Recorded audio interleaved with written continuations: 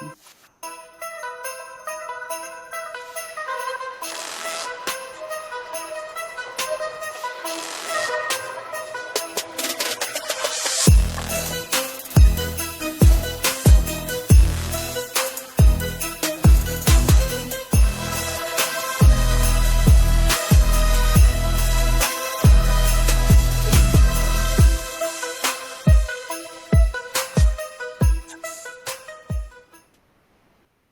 what's up, everybody? We have a wonderful, amazing evening planned ahead. We have a special debate planned for tonight.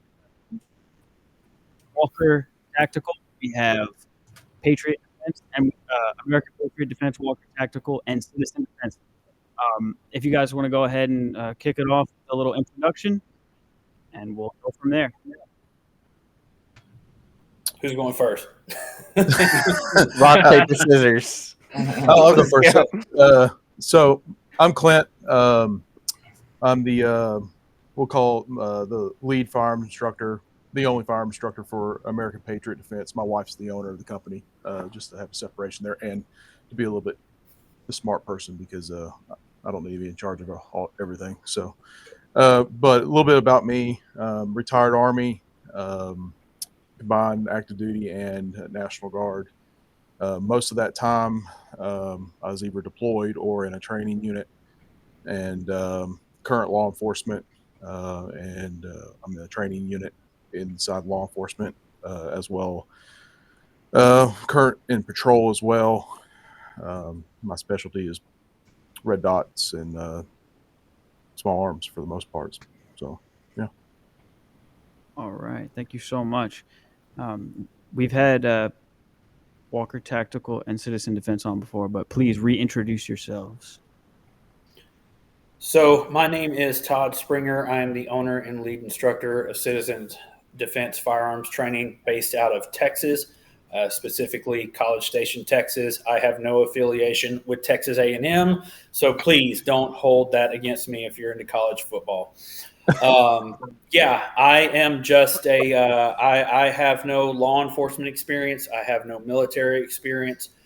I am just a normal guy that had some unfortunate circumstances that I found myself in and realized that I didn't know what I thought I knew and started training seriously, coaching some friends and colleagues, and kind of brought to my attention that, hey, have you ever thought about teaching? And here I am. All right. Awesome. And the man who needs no introduction, right? He was just on last week. Yeah. My name is Lewis Walker. I'm the owner and lead instructor for Walker Tactical, based out of South Jersey. I'm big into concealed carry now that my state allows that. So that's probably my top instruction that I got going on right now. But I'm glad to be back, and I'm looking forward to discussing all this optics stuff. All right. Hey, well, thank you guys so much for the introductions. Well, pretty much the floor is yours. So whoever wants to pick the first topic, you can go at it and then see where the conversation goes from there. So any takers? So I can I'll kind of go ahead and point the direction and where we were going to go on the live discussion before we ended up here. On the last podcast, when y'all had Walker on, y'all got to talking about optics and red dots, and that's something that I put a lot of time behind. And there were some statements that he said that I and some other people in the comments as well didn't quite agree with or align with on our methodology for how we should be approaching training for red dots. And the one thing that I think really got the most attention was when Walker was talking about using he advocates for the larger reticle, like the 32 MOA reticle on the hollow sun optics, as a way for shooters to find their dots, specifically in a high stress situation. Now, I had commented on there, why not just teach people the proper way of, to index, getting a good presentation to where that they can find that dot every time instead of relying on the reticle to find it. And correct me if I'm wrong on this.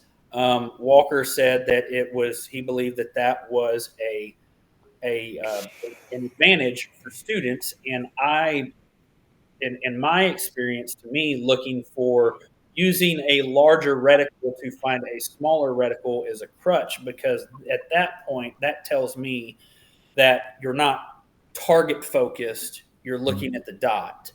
And so if we're not teaching people to be target focused, then we're not using the dot to its full potential. And we're not teaching people how to be able to train and develop this on their own. Because kind of one of I'm going to butcher this phrase, right? Or this quote, I'm going to butcher this. It's probably a military phrase, and I hate using military phrases, right? Like all this slow, smooth, fast kind of stuff. Like I don't like that. But this one always kind of resonates in the term of training. Like you never rise to the occasion, you rise to, or you sink to your lowest level of training. And so if their lowest level of training is trying to find the dot instead of having a consistent presentation every single time, then in my experience, we're not helping them in a life-threatening situation. Does that make sense for everybody? Yes, sir. Yeah. Yeah, essentially, if we're doing that, we're taking them going back to being front sight focused. If we're having them search for the dot, the benefit of the dot is to be threat focused entirely. Your dot is only your confirmation of your essentially all your natural sighting picture, where you're with your fundamentals, your grip's key. If your grip's off, you're not going to see the dot. I think we could all agree on that. So if we have just a singular dot and we use that singular dot to our advantage, with a proper grip, and we remain target focused, the dot is just confirming that things are good. That's all it is. So we have essentially three different types of sighting solutions we have with the red dot. We have a gross sight picture, we have a controlled streak, and we have a violent streak. All right. So our gross sight pictures, when we have those up close engagements, so I like to call them bad breath engagements at 3 yard and in, meaning I'm drawn from appendix, and I've got center of man shots. I'm not really even looking for the dot. I'm looking for the back plate of that gun, or I'm looking for the shroud of that optic, and I am violently slapping that trigger, looking for effective rounds in a effective location on that target. All right, so I'm using the dot, shroud, or the gun as my sighting solution. And then as I move back further in my engagement area, and this is I'm going to give credit where credit's due. I learned this in Scott Jawinski's classes, Modern Samurai Project. This is part of Fitts Law. Okay, so if you do a Wikipedia search and look up Fitts Law, read the first 4 or 5 paragraphs. That's about all you need to read about it. Okay, basically, it's the engagement of a target based on the difficulty of target, and that's basically what it is. But if we move back a little bit, then we have to change some stuff a little bit. So when we change that, then we're going to go to a controlled streak with a controlled slap of that trigger. Okay. And we can get into some trigger control methods here in a little bit. But when I say controlled slap, basically I'm taking I'm not prepping the trigger. I'm not taking the slack out and doing a controlled prep. I am ensuring that I'm having a good north-south streak of the dot, a good north-south line of the dot.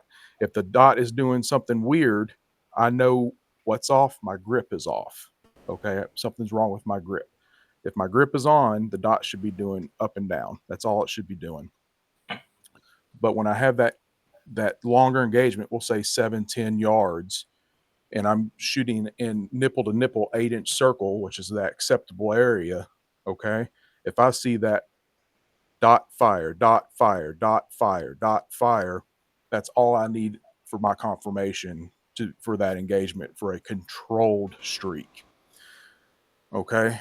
So a violent streak we've already talked about, or a gross sight picture. And then we go down to a prep. So now I've got a prep 25-yard headshot. Now I need a static dot. I need a dot that's going to be completely still, but I still need to remain target focused. So I'm still looking at that head. I see the dot on the head, fire, fire, fire. So I remove the slack from the trigger, fire, slack from the trigger, fire.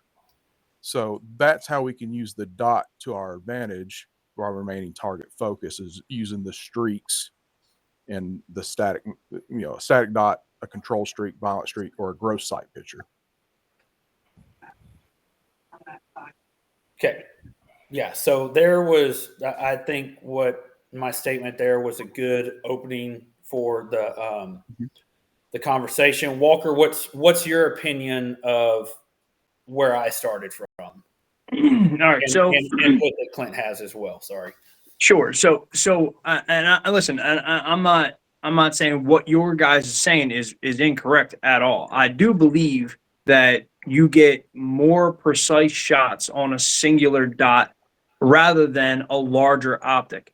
However, when you're shooting at a closer range, and again, the majority of the citizens that carry are not. I mean, okay, so Clint, you said you were former Army, retired Army, National Guard, and law enforcement, correct? Yeah. Okay, so that's a lot of training and a lot of trigger time. Mm-hmm. You are way above the average person. So I agree, but I get normal Joe Schmo that comes to one of my red dot classes, and within 500 rounds, I've got them using a singular dot, engaging headshots at 25 meters with just a single dot. Now, and that's awesome. On a range without any other environmental things going on around you, without any internal things going on inside them, they're on a range, on a one-way range.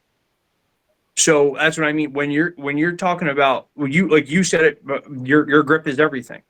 So if you fumble the grip drawing from concealment because you got in my state, you got your concealed carry, have been to the range 2 times that year. Hardly just so we're clear, in my state, there's almost no ranges that you are allowed to draw at all. They don't let you at most of these places. So you can't. So the only place you're practicing your draw is at home. So and that's a very controlled environment. There's not even a bang going off when you draw and pull that trigger. So and listen, I like dry fire, and I think it's a great tool to be able to get that muscle memory, to get that press out the way you want it, to practice that draw, to practice your reloads.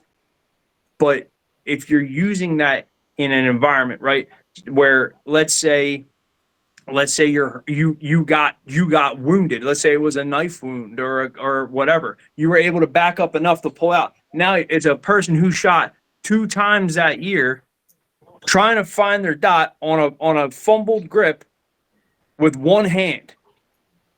You know what I mean? I feel like it gives that person an opportunity to at least find the edge of where they are, because again, they don't have a lot of trigger time. They don't get that kind of training on a regular basis. That was the point that I was making with the larger optics. I think that target shooting, maybe even like I said, competition shooting, where you got an outside the waistband holster, you're drawing and pressing, and you're going and going and going. I really like for my bullseye shooting. I do the same thing. I'll use a Leupold Delta Point Pro. It's a fantastic optic. I like it a lot. But if you see the corner if you pull up and you don't have that grip just right, and you see the corner of that optic of that reticle, and you can adjust and move it inward, and you can get a single shot off to get away from that threat or get that threat away from you. I think there's something to be said about it, and I don't think it's just me. I think that there's plenty of optics manufacturers that feels the same way. That's why they make them that way. So I will say that when it comes to talking about them being able to find it, first thing, when you were talking about it on the last podcast, you were referring to it as coming up with freehand, being able to get two hands on the gun. Well, it's just any advantage. And the extreme now is one hand, and I just want to clarify that. And why, yes, Okay. if somebody doesn't have one-handed shooting, yeah, it's going to be more difficult doing it. Probably finding your dot with one-handed shooting, but overall, even if they've been doing it for 2 days, if we're not like. And listen, I get what you guys are saying about bad, right? Like if you can't present the site consistently and precisely in a controlled environment, regardless of if you have a ring, what the hell makes you think that you're going to be able to do it when your heart's jumping out, when you have an adrenaline dump, right? And I've been in a couple situations where I've had an adrenaline dump, and I can tell you off the bat, the last thing I was thinking about is if I'm going to have a ring to be able to find my dot, if I'm going to be able to find my dot, because everything that I'm doing with running the gun is just running in the background, right? I'm worried about what is that guy's hands doing? What is this person going to approach me with, right? If the time comes that I need to present and shoot, the last thing I'm worried about is looking for the dot, because I'm looking at that guy, which means I am target focused, which means I'm doing exactly what I need to do with the red dot. And if my presentation and my index is proper where it needs to be, the dot's just going to appear, and I'm going to press the trigger when I need to press the trigger. Yeah. And that's what Aaron Corwin's white paper study really emphasizes on. If you haven't read it, it's a really good, well, I wouldn't say it's a really good read. It's a really educational read. It's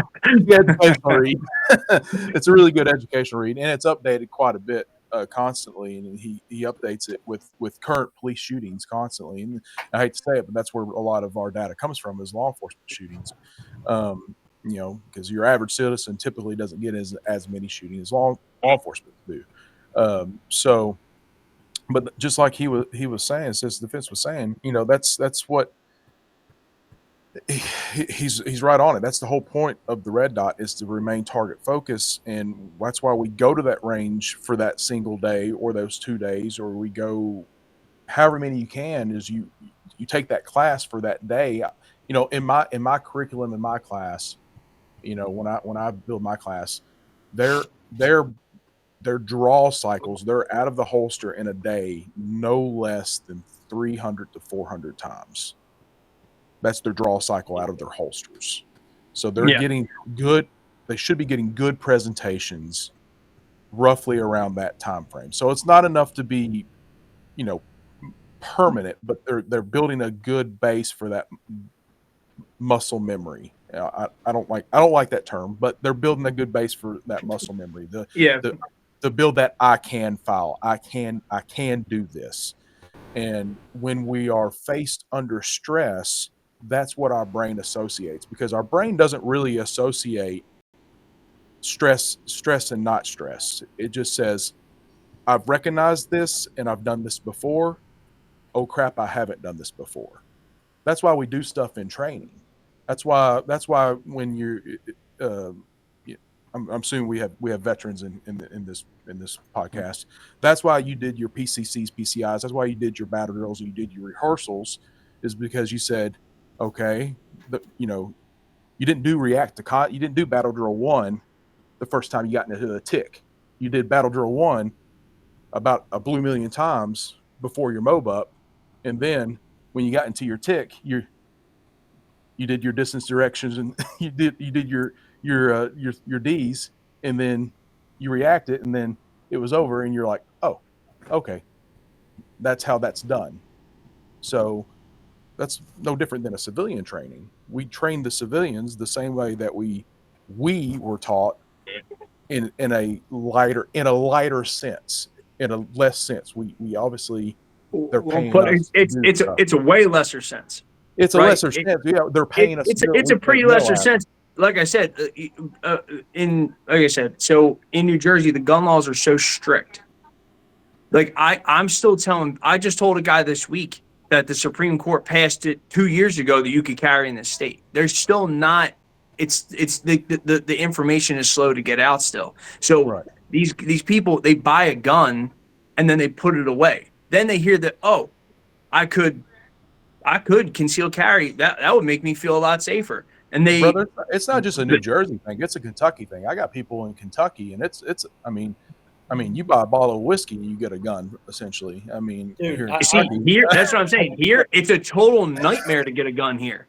yeah, it's And I that's couldn't why. tell you- And then I couldn't tell you what the Texas LTC, and I say this because I was in this camp at one point in time. Like, guys will, like, the Texas license to carry qualification is literally a sobriety test. yeah, it's a Okay, joke. it's literally a It's a sobriety it's a test. joke in And, Kentucky. and guys will pass that at a high level and brag about it. We- Like it really means something, you We've know. had But, a blo- that's what they think, right? They get that license and they get that card. I passed it at a high level, and I think this means that I know what I can do or that I can handle myself. And because I was in that same camp early on and I thought that same way, I realized that I didn't know shit, man. And I still don't claim to know everything by any means, right? Like Yeah. there's still so much to learn. But yeah, I mean, looking back 10, 15 years ago, yeah, I thought I knew something and I didn't know anything. So, but And yeah, the only I sympathize with that, Yeah, right? I Like get it. there are a lot of people Yeah, that I'm the go same and way. buy a gun, they get their license, and then they go and throw it in the sock drawer, and that's where they leave it. I mean, that's a real thing that happens. and I was and I was the multi reticle system on the Holosons and whatever. I was big on the 32 MOA, the dot and the circle at first. I was like, oh wow, this is great. And then what I noticed very quickly I can't give you a time frame. That shit got in the way. I was like, this because I came from a world of EOTech. I ran EOTech for the longest time on my M4. M4, Yeah, I ran an EOTech, and I was like, man, this is like riding a bike. This is home. Here's the difference, though. That reticle and the EOTech reticle do different things. They are not the same. They look similar. It's like my ex-girlfriend, but they're different. yeah. They're really different. The EOTech reticle, you got your point of aim, you got your 50-yard zero, and it's good at 200, and then your first hash mark at the bottom is your 300-yard hold. Yeah. On the 32 MOA dot, that 32 MOA circle means jack and shit, really, because at 25 yards, you know what the hold is different. The different hold at 20, we'll call it the zero difference between 15 and 25 yards. What the hold is different.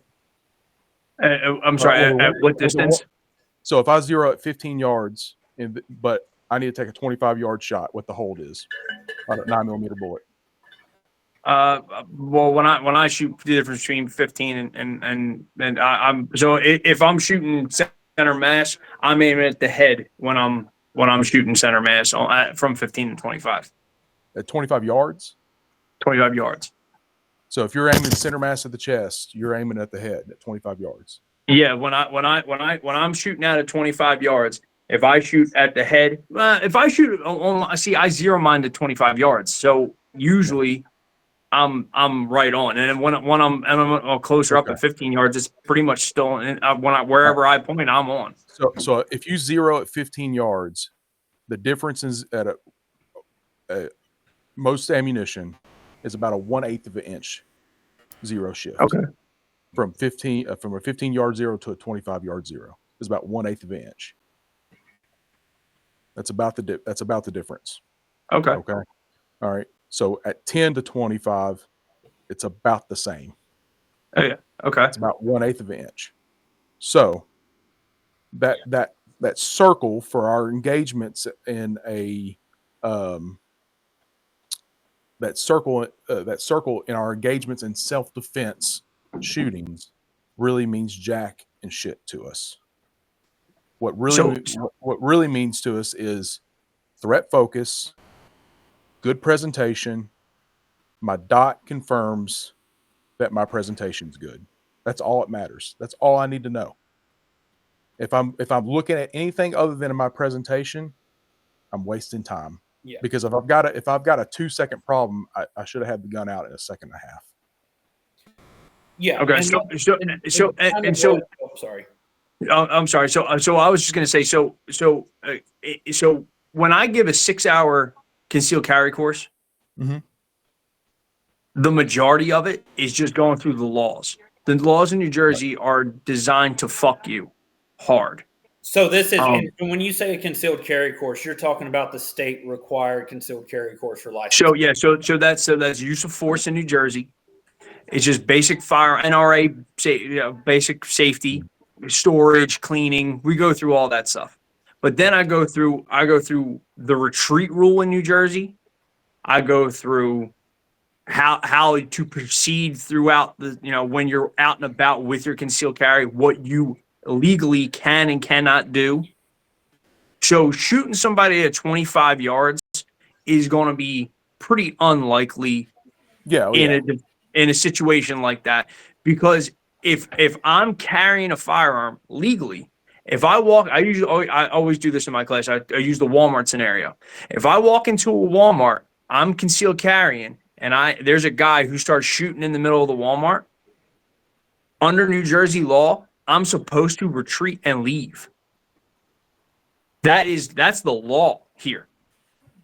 It's a really ridiculous thing that they have here, but that's the way they do it. They try to do anything they can to fuck the law-abiding citizen that goes through the process and carries the gun legally and does what they think they should be doing. They try to hurt you. They'll prosecute you on a vigilante, like they want to eliminate any thought of vigilantism. So real quick on the, I want to ask a question on the New Jersey concealed carry licensing course that you have to go through. Is it a dedicated verbatim curriculum that you have to teach, or is it your own curriculum and you just have to include laws and use of force and stuff like that? So the NRA has a curriculum that you teach, and that is paired with the laws that they don't even, it's not even like when you're an instructor, they'll send you anything that that you should be teaching. It's posted, and it's up to you to figure out what it is to teach. So you don't have a state curriculum for your concealed carry. No. So the NRA class that you have to teach for paired with that, which NRA curriculum is it? So there is a concealed carry NRA curriculum, and then there's also, so in order to be an instructor, you need the what's it called? There's the NRA CCW class. There is an NRA CCW class. So you guys don't have anything like this. This is Kentucky. Like every student gets this. No. The new when they allowed concealed carry in New Jersey, the most important thing that New Jersey, Phil Murphy's top priority, was to figure out how to not allow you to carry anywhere. So in the very beginning, for the first year that it was legal, they had a set of rules that you had to follow for distances and how to shoot. And then 3 months later, they changed it, and everything that you took before was null and void. So you had to retake it. Then in 6 months, they changed it again. You had to retake it all over again.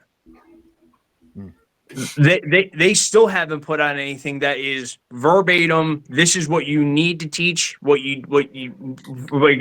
listing from New Jersey of what you're supposed to teach. So the reason that I was asking that, because I'm just trying to figure out which curriculum, what your curriculum is that you're teaching.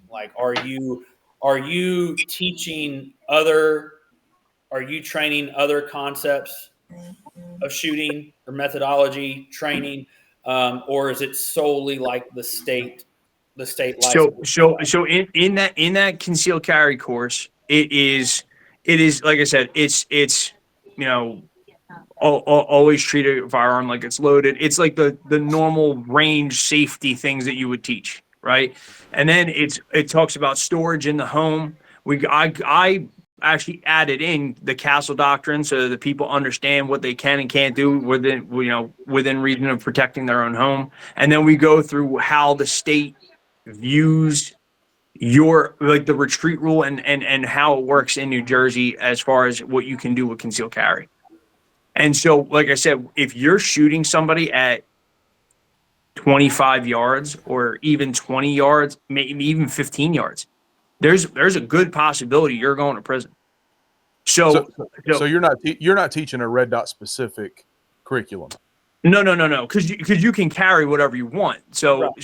so when I go through the concealed carry course, I go through what you can and can't do, and then we just go through. We practice drawing from a holster, pressing out, finding your sight, moving onto your trigger, squeezing back. Because then it's not really a shooting class, it's a shooting test.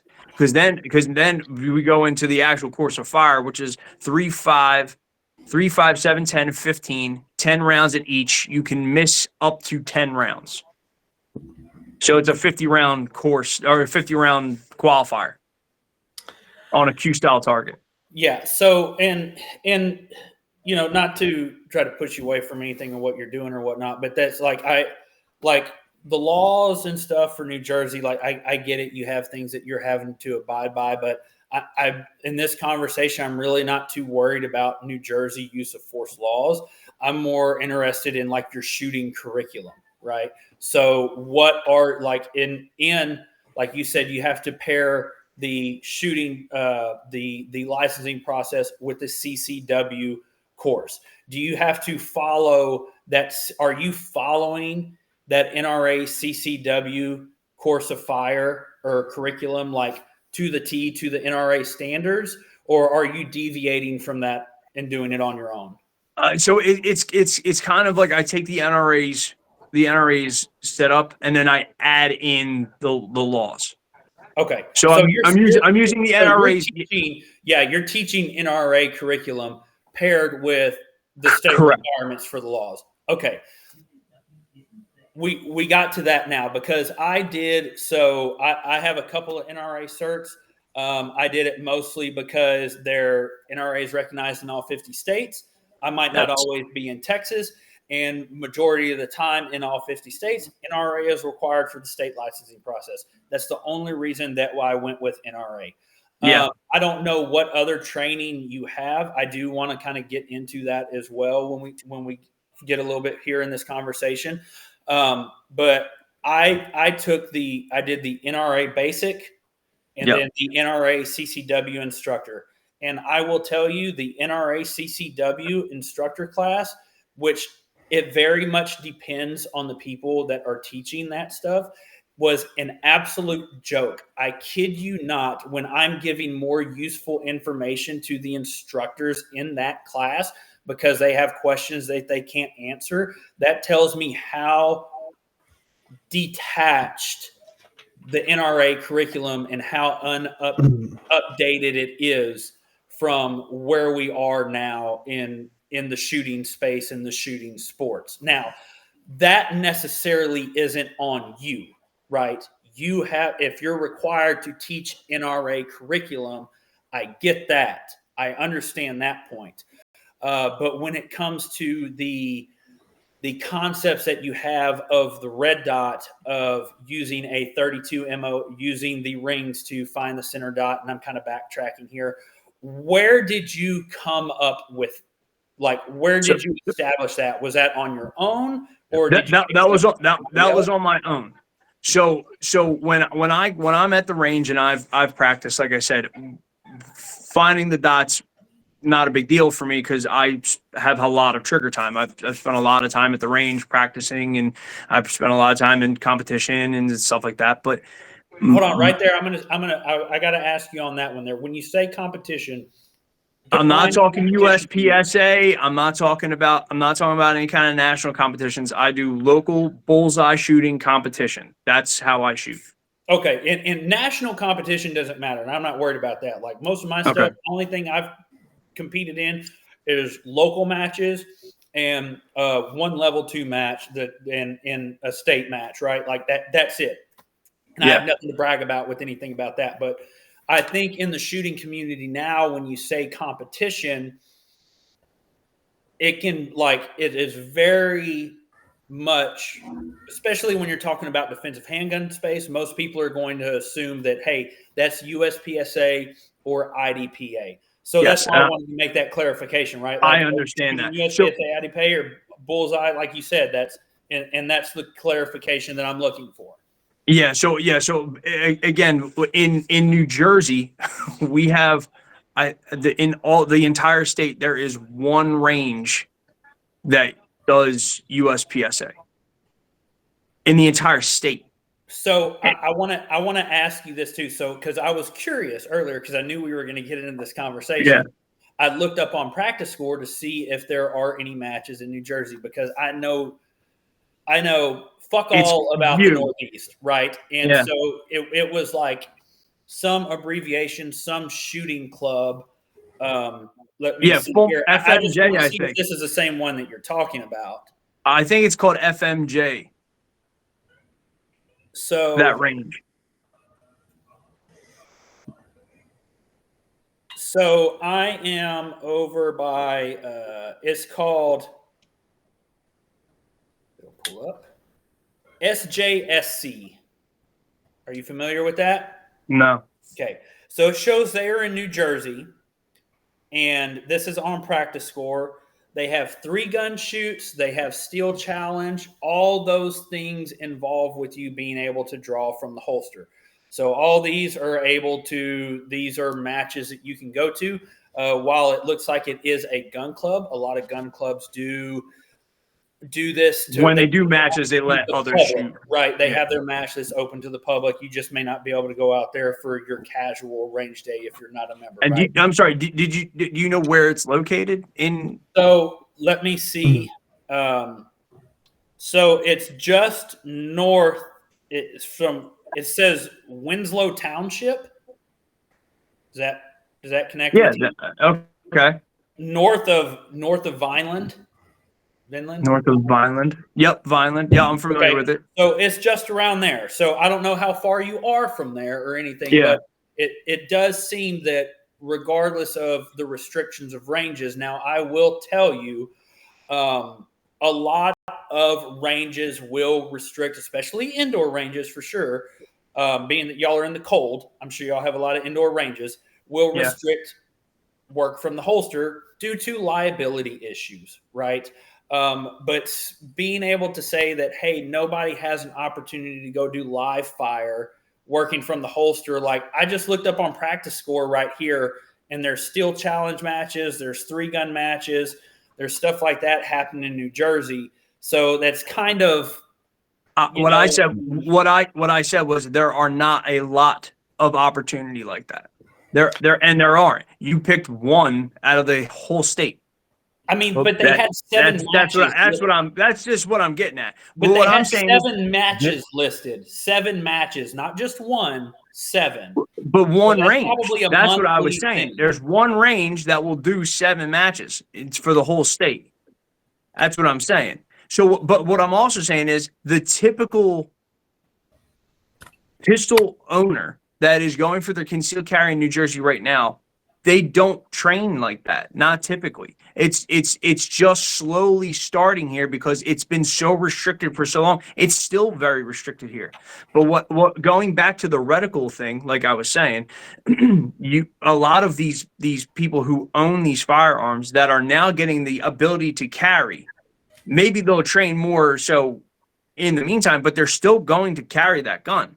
So if I was making a suggestion, and again, I feel like a lot of this falls on to personal preference, but if I'm making a suggestion to a fairly novice shooter who's deciding to carry a firearm and going to use it for a defensive measure, I'm going to advocate for them to have the most advantage possible when getting into a threatened kind of situation. So if they pull up and they find more security and finding where that bullet's going to end up, because again, the liability in New Jersey is extremely high.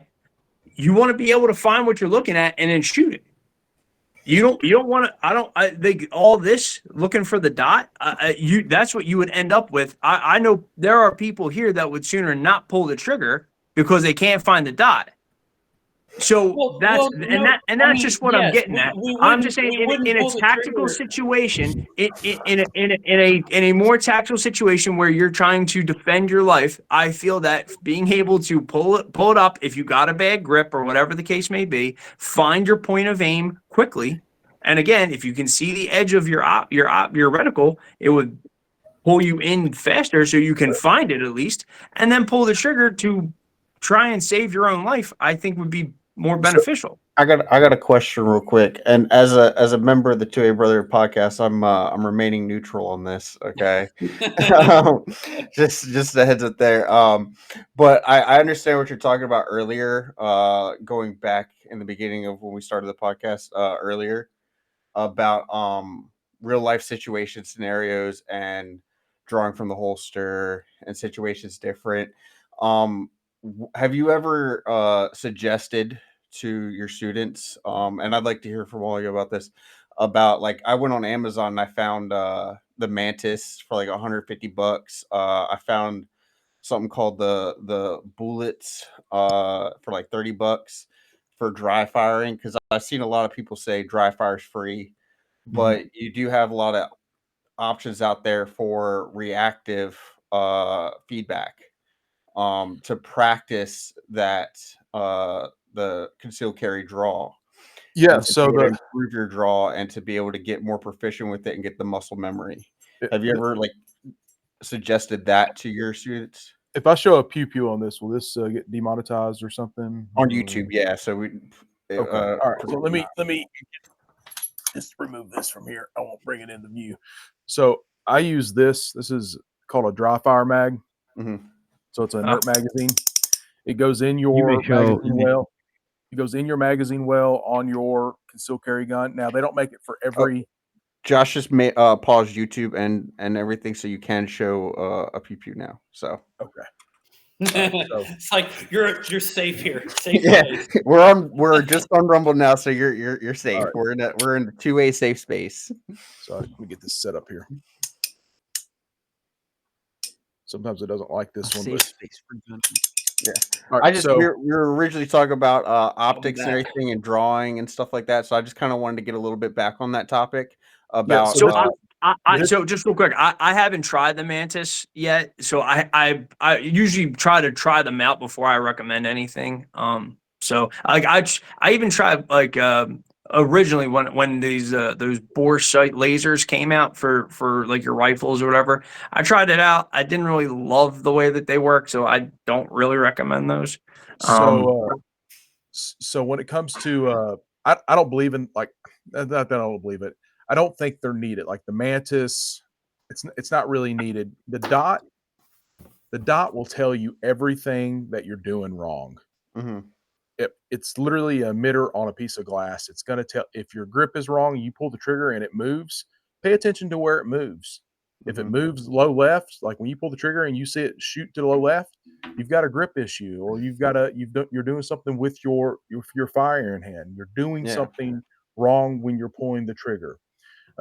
So like a lot of time, what I see with students is a lot of times we are squeezing too tight with our firing hand and not enough with our support hand. We need to grip tighter with our support hand and engage our pinky and our index finger. Take your index finger, pull it into your chest and up towards your chest, and your pinky into your chest and up towards your chest. So these two play a big factor in. You're going to pull them in and up. Okay. This hand needs to be a little bit looser because the way our hand works, or our biology works. All right. These ligaments in our hands kind of all link together. Okay. I'm not a smart guy, and and I didn't go to medical school or anything, but I know when I make a fist, my trigger finger moves. All right. So if I loosen this grip up, this allows my trigger finger to move independently. So I need to have a looser grip with my firing hand and a tighter grip with my support hand to mitigate recoil. And when I talk to my students about recoil, I tell them, hey, where is the opposite end of the recoil of this? All right. So if the bullet comes out here and the explosion happens here, their first reaction is here. That is incorrect. This gun is a fulcrum. Okay. It goes bang. So where's the opposite end of the fulcrum? Here. So we control the recoil with our pinkies. That's how we control the recoil. All right. We mitigate it. We don't control shit. We mitigate it. Okay. We mitigate the recoil with our pinkies. All right. So I have a tight pinky grip. All right. Tight pinky grip. All right. My thumbs don't do shit. I can literally cut my thumbs completely off. They don't aid me at all in shooting.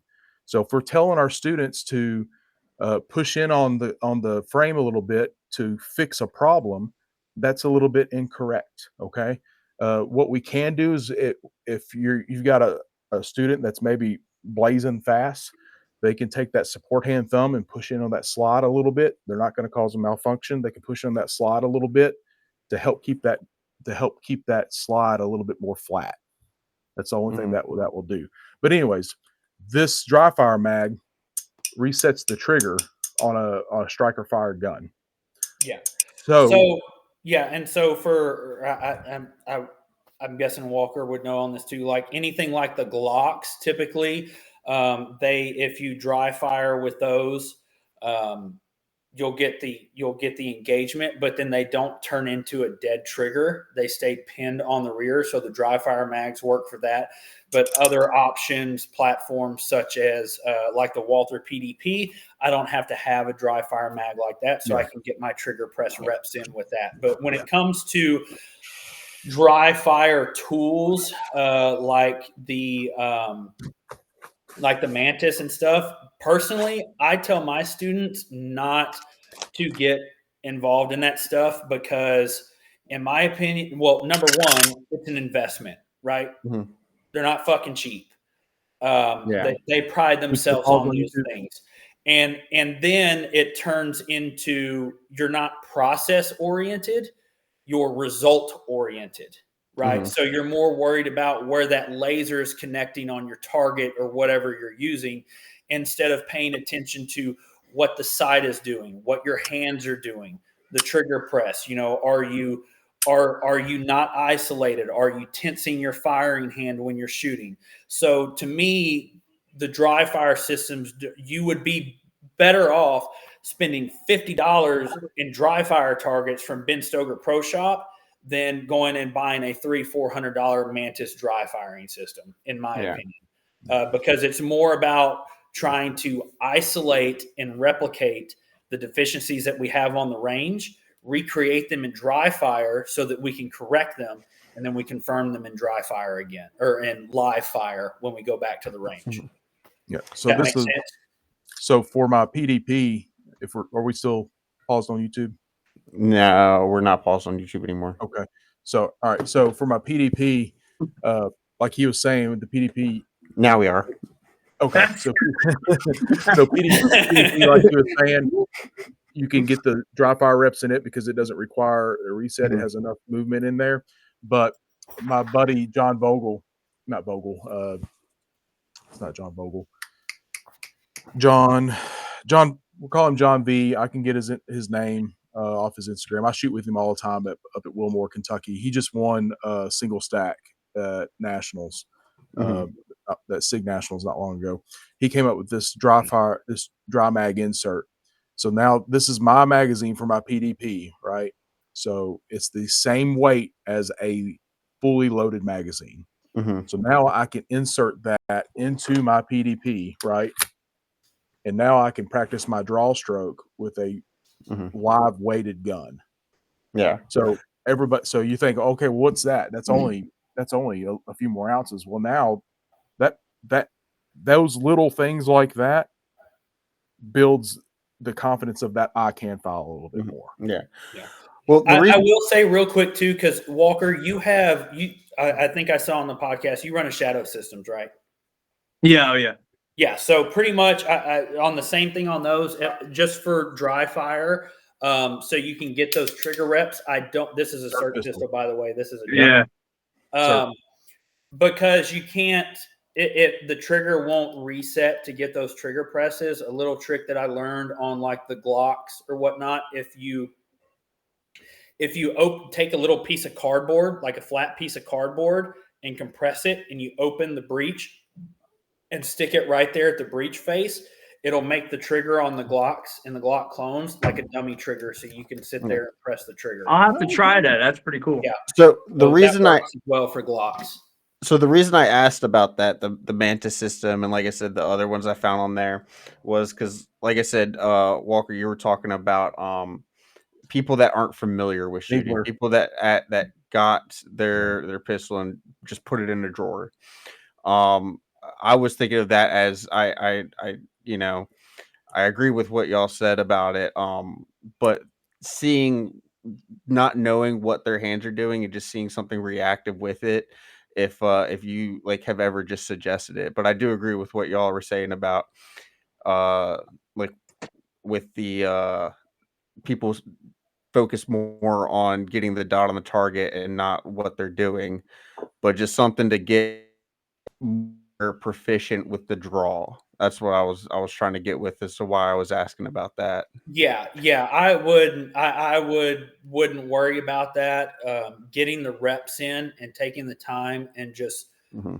if you're trying to build speed, not working at 100%, there is definitely a sweet spot in there.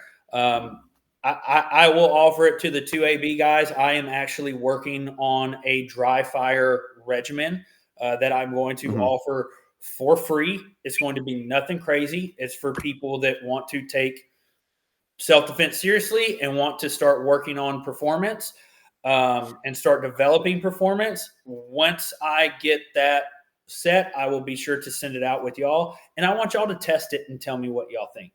Okay. So I'll send that out to y'all since we're having this conversation. But when we come to, and we'll kind of go back from here because I feel like we kind of got off. And I used this term earlier, and Walker really liked it. When it comes to the average everyday earth person that is walking this earth, are they going to train to the level of people that are as passionate or committed to it as we are as instructors? No, they're not. But my goal is when they come to class, I think of it as they already have their foot in the door, right? They've spent their hard-earned money. They've come to train with me. And so they're here because they're at that point, they're committed to it to some extent, right? So my goal is to give them the tools, not to just like, typically nobody is really going to progress right there in the class, and that's going to be it, right? If you go to a good class, when you leave, you should have work to do. You should have work to do when you leave a class. Yeah. And everything that I do in my class, they can go and they can do it at the range. They can do it in an indoor range. They can dry fire at home. I incorporate so much dry fire into my classes. And I tell them every time we do something, I said, you notice everything that we're doing right now in dry fire? Yep, you can do that at home. Do this at home. So giving people like, yes, I get it. When you're first trying to find the dot and you might have an issue, like that reticle could help. But from my experience, because I can tell you without a doubt, I was very, very hesitant to go to a red dot. I was very, very hesitant to go to a red dot because I was proficient with irons and I didn't see a need to, if it ain't broke, don't fix it kind of mentality, right? And then I went over, and I am so happy that I transitioned, but I started with the same way, with the 32 MOA dot, and then, or with the reticle that they have. And if you're trying to be target focused, you can't be target focused with that, because that reticle is just drawing so much of your attention to that dot. It's very hard to come away from that. So when you go to a single dot, you have less of that obstruction. You can target focus, and the dot's pretty much over it. Now, if you want to advocate for a larger single dot, such as like a 5 MOA or a 6 MOA or something like that, that can easily be another option for people to have to easily find the dot. But the large obstructed EOTech type reticle stuff, I think it just makes the housing, the glass, too busy for people, and they end up focusing on the reticle instead of focusing on the target. Whereas if we're trying to teach them how to find the dot, we should just teach them how to properly index or present the first time. So whenever I do that, I tell people, okay, present. All right. Do you see the dot? No. All right. Find the dot. They find the dot. Okay. Bring it in back to like a compressed ready and just compress it. They'll take a mental note of where that dot was presented.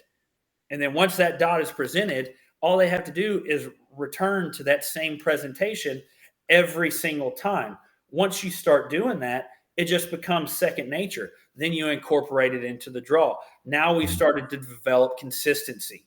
Once we've developed consistency, now we can start developing efficiency, right? And we can start getting the dot on target faster and at a good, consistent, hard stop, to where as soon as we see color or a dot or a streak or whatever we need to do in relation to the size of the target and distance, we can press the trigger and we're not wasting time.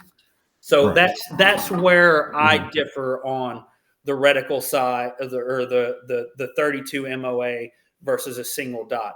I don't disagree that a larger dot, like I said, like a 5 or a 6 MOA, could be beneficial in that range. A lot of concealed carry options. I think like the Hollow Sun, is it the 407K? One of those. I think those come in a larger dot option. So that could be something dependent on the footprint that could be an option as well.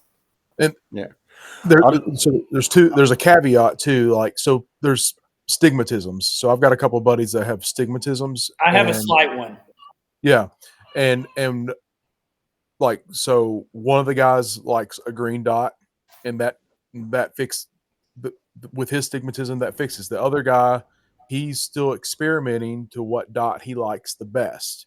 So he's trying a larger MOA dot. And right now, until he gets his new SRO put on, actually, I just traded him a SRO. I had a 5 MOA, or I think a 5 or 6, whatever the biggest MOA SRO was. I had that, and I traded him. But until then, he's using a 507 comp with the dot with the 8 MOA horseshoe reticle. So that is technically 2 reticles, but in his eyes, it is one. It's just one blur in his eyes because of his stigmatism. So one blur. So I told him, I was like, hey, I'm basically the same conversation. I was like, hey, I don't like, why are you doing that? And he's like, well, it only looks like one to me. So I'm like, oh, well, fair enough. So I'm sorry, I'm laughing here at Pale Horse's comment 3 minutes ago. It says proper training is poor performance. But and the other caveat I wanted to make is, once we understand what the dot's doing, the dot's only going to come from 2 locations, and it's based on your presentation. It's going to either rise from 6 or drop from 12. So it's going to rise from the 6 o'clock, or it's going to drop from 12 o'clock based on your presentation. Meaning, okay, this is a grip trainer. Okay, so it's fake. You fancy. Right. Yeah. So when it rises from 6, that means my muzzle's down, and I bring it up to my ocular view. Or it's going to drop from 12, meaning my muzzle's up, and I'm bringing it down to my ocular view. Those are the only 2 directions the dot's going to come from. That's it. That is it. That's how simple it is. All right. So the only things that are different from that is what? Our grip. Mhm. That's it. So if you don't see the dot from either this position, we'll say easily from a low ready up, or from a high port or high ready up, is your grip. You need to adjust your grip. And typically what that is your support hands being a little bitch. Mhm. All right. That's typically what the issue is. Just All right. backhand that fool. Like you got to All get right. in line. Yeah, Meaning that support support hands. hand needs to grip tighter. Mhm. And it's typically with the pinky. All right. That's typically, if you're shooting a Glock, it's 100% the pinky. I would not 100%. I'm going to say 95.5%. It's probably your pinky pressure. And I will say that typically when it comes to in students in my class, I've had ones that talking about support hand pressure that I'll tell them like, hey, you should be crushing with your support hand. Mhm. And they're like, oh, okay, I get that. And then we start diagnosing some stuff and they're like, I don't know what's going on. I'm doing what you tell them. And I ask them, are you crushing with your support hand? You're like, yeah. Stick my hand out and I'll say, okay, squeeze my hand as hard as you are squeezing your gun. And they're squeezing it less than I would give someone a handshake. Mhm. Right. Yeah. And so I'm like, no, let me show you how you should. And now this is relative, dependent upon, size of person, grip strength, things like that, because all those things come into play. But regardless of that, you should be crushing with your support hand. And so I give them that example, and they're like, oh, I should be squeezing that hard. And it's like the light bulb kicks on. Yeah. And they start understanding that. And I will say, when it comes to dry fire, the biggest mistake I think people make in dry fire, because I made the same thing when I started too, is that they're not dry firing and gripping the gun in the manner that they would if they were under recoil at the live Yeah. range. So if you're dry firing properly, within probably the first 5 minutes, your support hand for sure should be gassed. Yeah. I actually just not too long ago, me, Dimitri, and Rob had a class with Josh. I've seen him in the comments. Shout out to him. I actually didn't even realize that I had issues with my support hand until he pointed it out. And just spending a couple hours on the range with him really improved my shooting and my draw and just being able to get on target. And I guess it shows, like you're talking, like just having, good instruction, good, like good abilities to teach and pay attention to what your students are doing really makes a difference. And like I said, just doing a couple hours on the range with him improved dramatically on how I react with my support hand. Sorry, I got kicked there. I was trying to see where you guys are seeing these comments. Yeah. Do you They do pop you up have on the side Rumble for me. pulled up or YouTube pulled up to the side? Uh, If you pull up Rumble or Yeah, so do you going see back that? to talking about grip, so we've been on the dot for a little bit. We can move over to a little bit of other things. So I looked around. I very much have learned the hard way not to assume what people may or may not know. So if folks have open information available to the public, I try to go and snoop around. And make sure that I know. Stalker. He's a stalker. Yeah. No, I just want to make sure that I'm not assuming anything incorrectly, right? So on your website, Walker, too, you have that you do other levels of training, right? So based on that, you do more than just the state required minimum, correct? So so I stick mainly to the NRA curriculums because I'm an NRA instructor. That's what I am. Now some of the things I offer, I do like a women's safety class because I try to do like a normal safety class for a reduced rate for women because I feel like it's really important that they learn how to operate their firearms. But and again, the state is so screwed up. So like, let's say you own a firearm, you have your firearms license, and your wife uses your firearm to defend herself because you weren't home. In New Jersey, she it's a felony. Like they have just screwed up rules. So I try to just keep everybody as informed as possible, really, with basically how the rules are in New Jersey.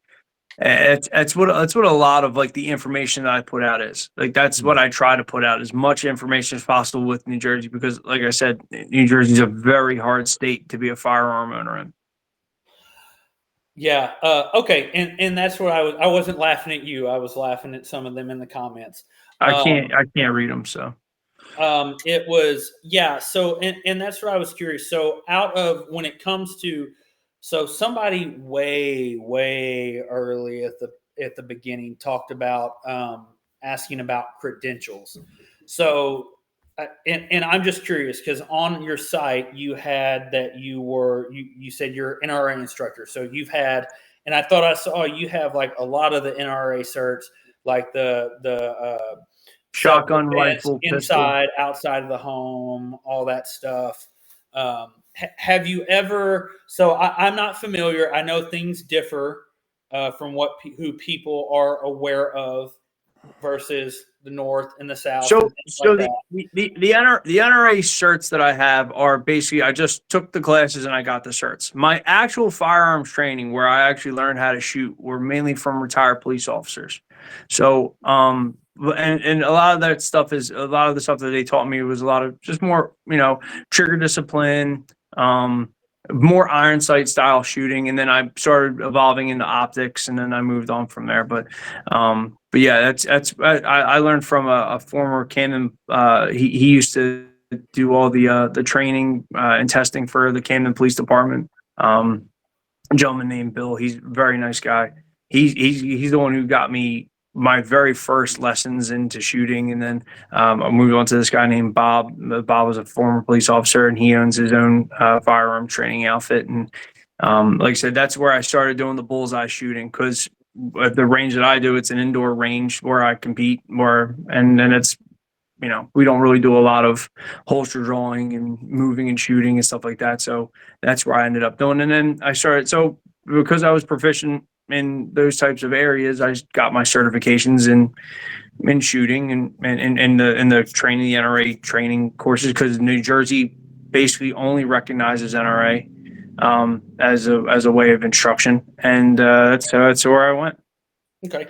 And that's why I was curious, right? Because there are, there's a gentleman that when I started my training journey, he's from Virginia.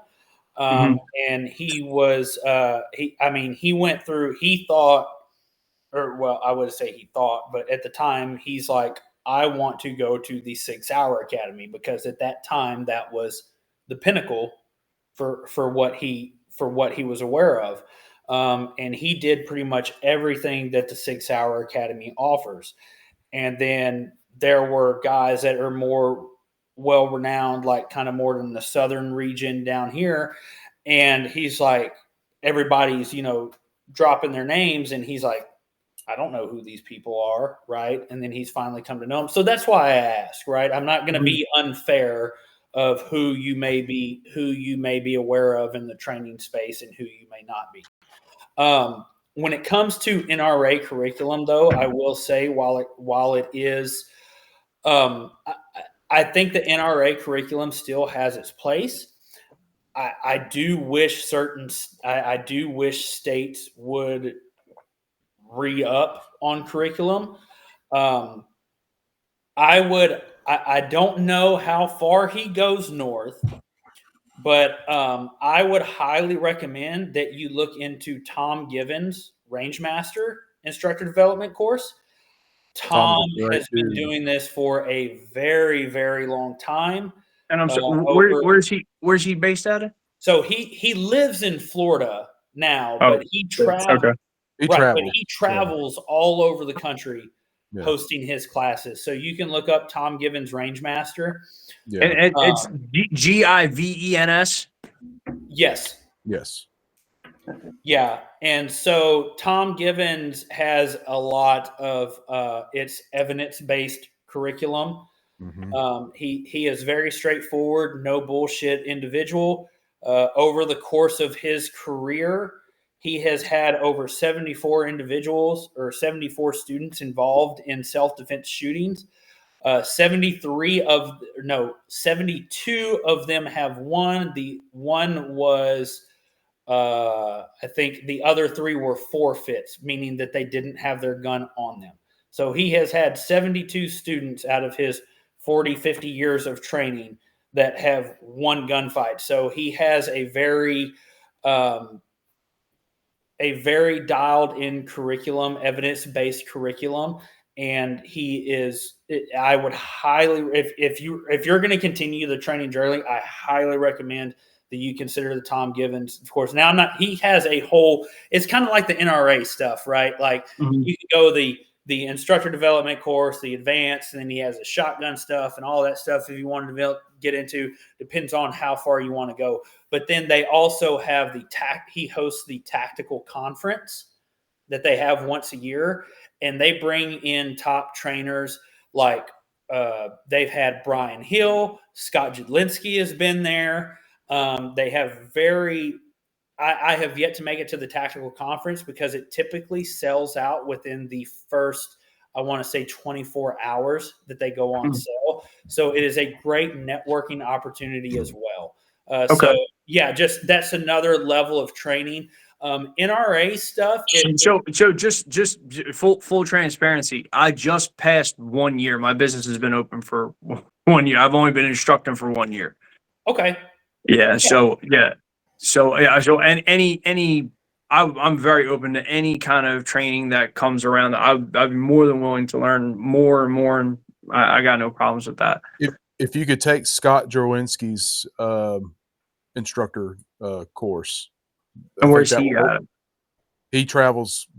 So that's Modern Samurai Project. Yeah, Modern Samurai Scott Project. Zelensky, he travels all over the country. Yeah. I have not trained with Scott Jedlinski. I see Modern Samurai Project I've heard of. Yeah, that's Scott. So, that's Scott. Okay. Yeah, but it like for instructor development stuff, Tom Givens stuff is really good curriculum. I will tell you, it is nowhere near like the NRA curriculum stuff. Tom Givens' class has a 15% fail rate. So if you don't pass, you have to pay the whole sum to go back and take it again, right? There are no redos. So if you and I'm just giving you forewarning because nobody gave me forewarning, right? Yeah. If you decide to go that route, make sure that you're ready to buckle down and study, and you're going to have to do it because it's like a 3-day program and stuff like that. So I'll kind of segue. I was going to ask you, have you seen any of the Tactical Hive programs that they put out? I've seen them market them. Yeah. I have never attended any of them. Okay. Mostly because like Tactical Hive, in my opinion, has kind of been like, they've been a source for like information, but they haven't really been out there like, hey, we're instructors and we do this stuff. They bring other outside sources in. Does that make sense? Yeah, I agree. Yeah. But yeah, I mean, I would say it's worth looking into, but I can highly recommend Tom Givens of Rangemaster. But yeah, so there's one other thing that I definitely wanted to touch in, and this is kind of where I wanted to bring Clint in, because he probably, I would guess, has 99.9% more insight into this than I do. When we had the discussion of in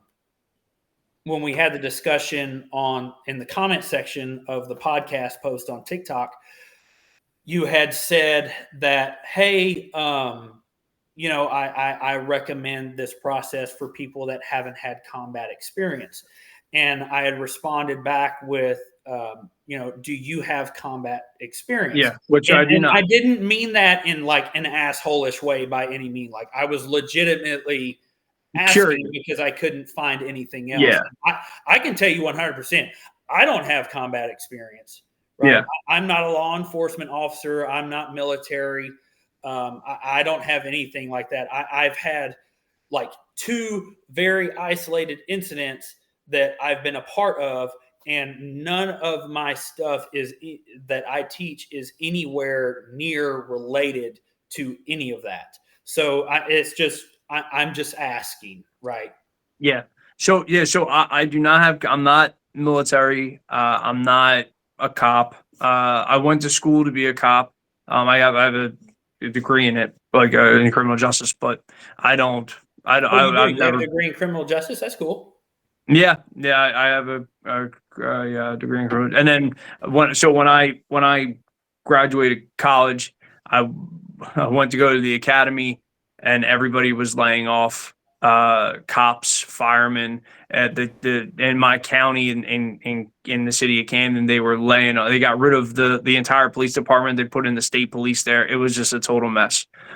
And that's when I started. I went into the heating and air conditioning field, but but yeah, I've always liked marksmanship, and that's where my background is. I like bullseye shooting and stuff like that, and I just got proficient in it.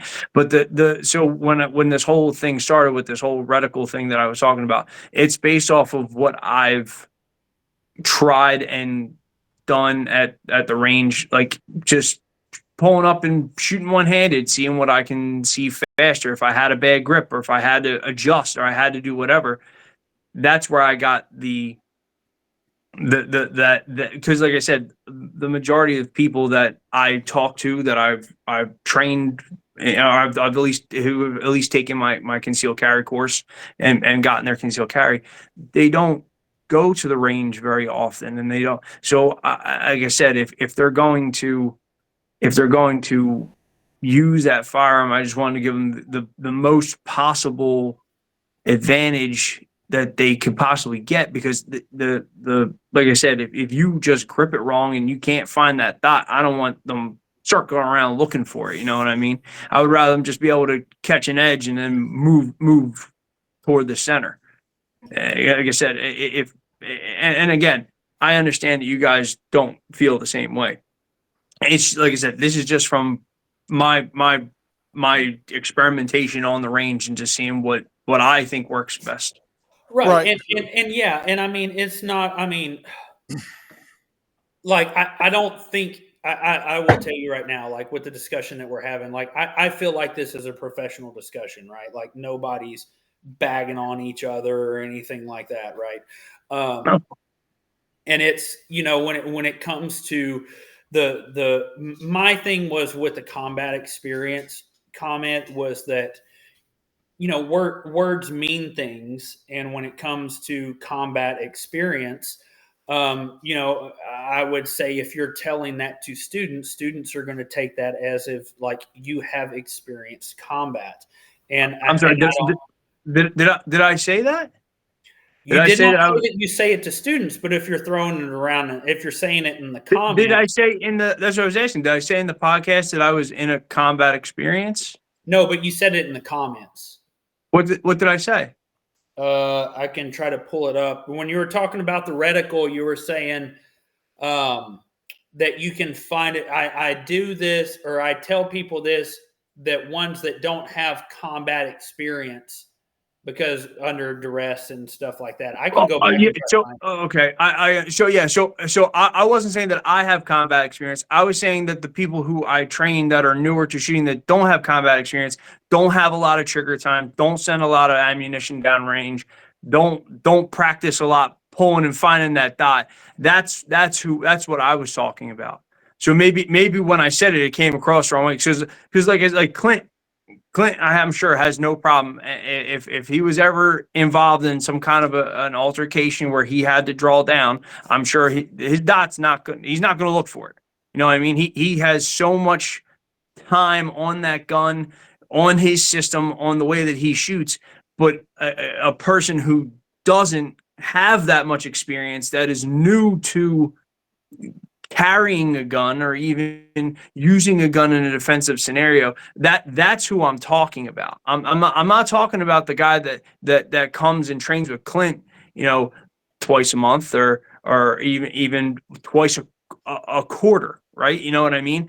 I'm talking about the person who's going to the range maybe once a year, that if they're planning on carrying a gun, that's who I'm talking about. I want them to be able to have the if you're training on a red dot all the time, then obviously that my statements don't really apply to you. And I'm talking about the people who are new to carrying and don't train a lot.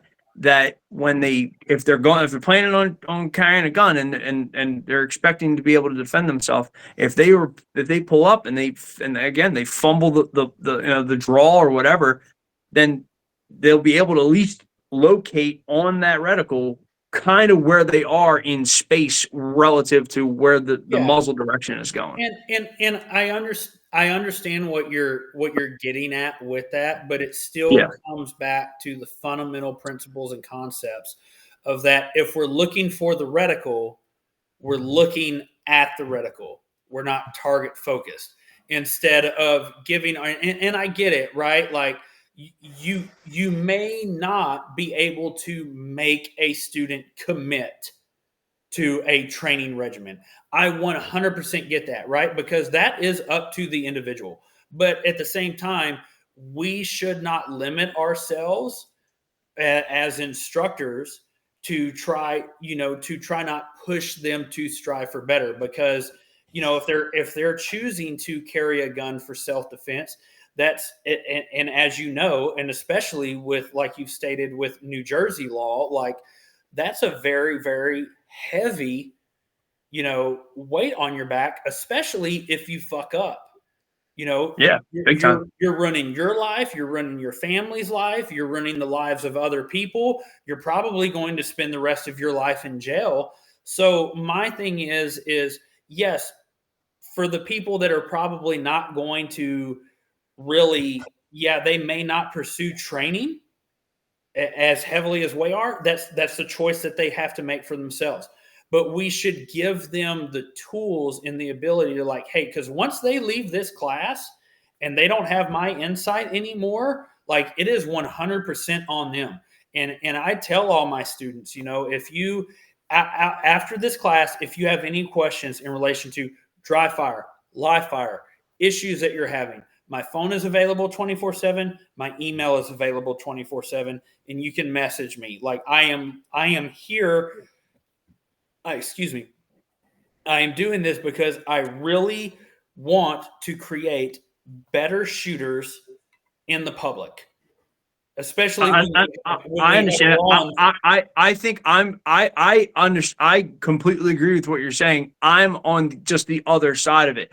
Instead of limiting us as instructors, I don't want to limit them as not as trained as we all are, not as trained gun carrier. That's what I'm saying. Because like I said, they may not do a lot. They may not pursue that training, and that's what I feel. I feel like I would be doing them a disservice if I said, "Oh, well, listen, you can only do, if you're going to carry an optic, it has to be a 3 MOA dot. You can't carry anything else, because if you carry anything else, it's just wrong." See, I disagree with that. I think that if you were able to use an electronic optic like we all are using, that is able to aid you in finding where you're going with that muzzle, I think that you have a better shot at limiting the other side of that liability, like you were saying of it in New Jersey. I think that you'd be like I said, I think that my thing is not necessarily on the tool. It's about the process of implementing the tool. I understand. Right? So if I would rather teach people how to consistently find the dot, and then whenever they go home, like, hey, this is how you can conduct dry fire in your home. It's very easy. If you're going to run a dot, this is the easiest way to find the dot. Once you start working from the holster, remember these movements, and then you can start adding speed, adding speed, adding speed. If you have a shot timer, you can work for a shot timer. If you don't, use the light switch on your wall. I don't give a shit, but do something. But at least we're giving them the tools and the ability to do it on their own instead of saying, because if we tell them, hey, if you have this larger reticle and if you can't find the dot, this larger reticle will find the dot, then that's all they're going to know.